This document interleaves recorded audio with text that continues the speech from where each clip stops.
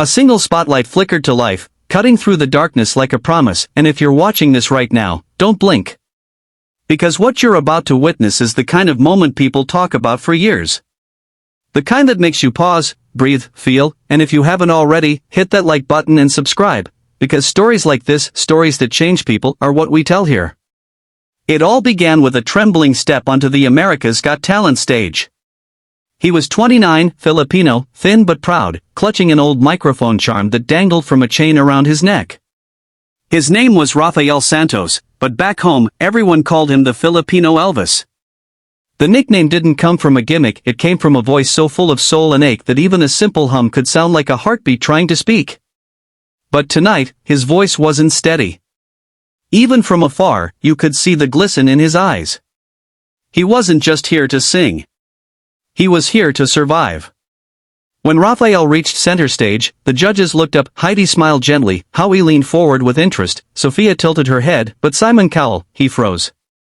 Because Rafael wasn't just nervous. His hands shook like someone fighting a memory too heavy to hold. Simon asked softly, why do you look like you're about to cry? Rafael tried to answer, but the words cracked apart before they even reached his lips. The entire auditorium leaned in. The silence wasn't empty, it was waiting, holding him, urging him. Finally, he whispered, I'm here for my mother. She never got to hear me sing professionally. She passed 3 months ago, and I promised her I would try. Even if I was scared. Even if I was alone. The audience's breath hitched. One woman in the front row clasped her hands to her mouth. Rafael took another breath, shaky, fragile, courageous. And Elvis, his songs were her comfort when she was in the hospital. So today, I want to sing her favorite. He wiped his face quickly, embarrassed, but Simon didn't rush him. He didn't interrupt. He just watched, still and strangely gentle, as if he understood something deeper. The music started, slow, low, familiar. Can't help falling in love. But it wasn't Elvis's voice that filled the stadium. It was Rafael's. Soft at first, like a whisper between two souls, then stronger, richer, round with heartbreak and devotion. Each note carried the weight of his grief, the love of a son, the echo of a promise he refused to break. His tears didn't stop, but he sang through them. And something incredible happened. The audience didn't make a sound. No clapping. No cheering. Not even a cough. Just pure stillness, the kind born when people know they're witnessing something rare, authenticity, stripped of ego, stripped of fear. Simon's eyes softened. He leaned back, not judging, just listening. Completely, quietly, respectfully.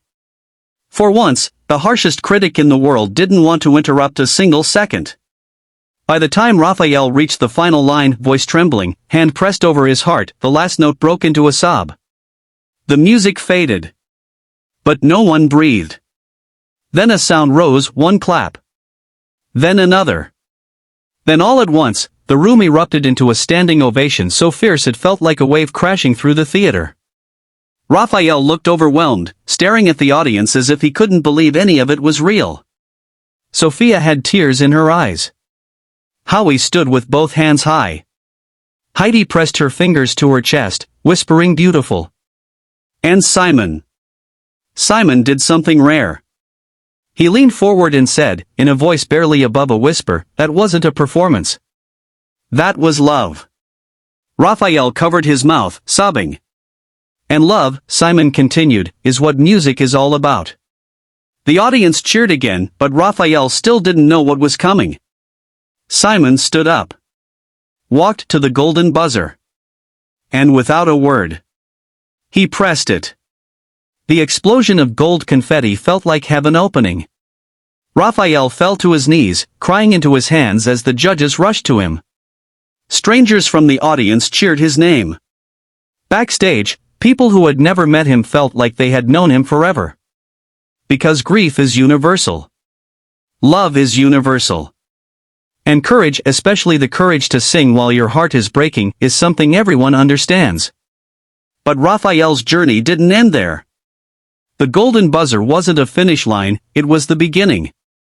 Through the next rounds, he faced challenges he never expected. Rising expectations. Fear of not being good enough. Nights when he'd stare at his mother's photo and whisper, "I don't know if I can do this." But every time he wanted to give up, he remembered the sound of that audience. The softness in Simon's voice. The weight of that golden confetti. The promise he made to his mother. He trained harder. Slept less. Poured every ounce of pain and joy into each rehearsal. And somewhere along the way, something shifted. He stopped singing for his mother. He started singing with her. Every lyric felt like a conversation. Every stage felt like a reunion. And with each performance, he didn't just grow, he healed. By the finals, Rafael was no longer the trembling man who stepped onto the stage with grief on his shoulders. He was a storyteller. A survivor. A son who refused to let loss silence him. His final performance, a stripped, soulful version of "You Were Always on My Mind," left the judges speechless once again. By the last note, the crowd was crying, cheering, reaching out as if they could hold his heart in their hands. Rafael didn't win the season. But he won something more important. He reclaimed his voice. He turned pain into purpose. And he reminded millions of people watching, from living rooms, phones, buses, kitchens, that even the deepest heartbreak can become the most beautiful music.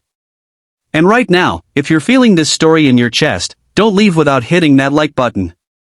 Subscribe so you never miss moments like these, moments that remind us we're not alone, that love never truly leaves, and that sometimes, the bravest thing we can do is sing through our tears. Because somewhere out there, someone is listening.